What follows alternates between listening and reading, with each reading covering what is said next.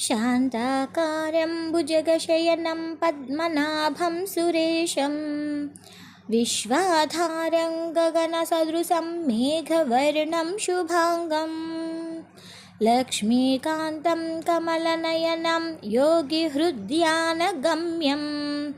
వందే విష్ణుం భవభయహరం సర్వలోకైకనాథం. ఈ శ్లోకము వినని వాళ్ళు ఎవ్వరూ ఉండరు. కానీ ఈ శ్లోకంలోని భావాన్ని కనుక మనం చూస్తే ఎంతో అందంగా ఉంటుంది. శాంతాకారం, శాంతమైన ఆకారము అంటే ఆయన ఆకారం ఎలా ఉంటుందంట?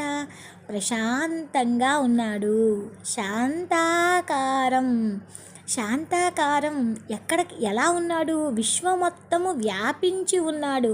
శాంతంగా విశ్వం మొత్తం వ్యాపించి ఉన్నాడు. ఆయన ఎక్కడ ఉన్నారు? భుజగశయనం, ఆదిశేషుని పైన పవలించి ఉన్నాడు.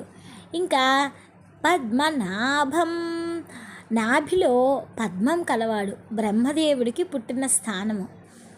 మేఘవర్ణం శుభాంగం, ఎలాంటి వర్ణంతో ఉన్నవాడట? మేఘవర్ణం అంటే నీలి వర్ణంతో ఉండి శుభకరమైన శరీరముతో ఉన్నాడంట. ఇంకా ఎక్కడ ఉన్నాడు? లక్ష్మీకాంతం, లక్ష్మీదేవికి ప్రియమైన భర్త.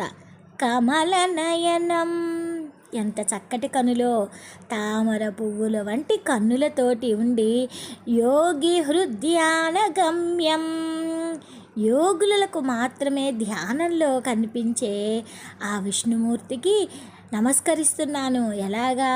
నా భయహరం, నా సంసారం అనే ఈ రోగాలను పోగొట్టే ప్రభువుకి నేను నమస్కరిస్తున్నాను.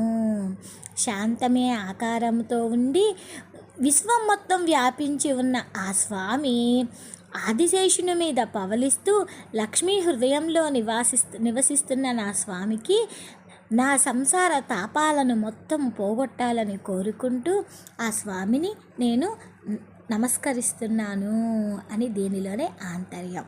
శుభమస్తు.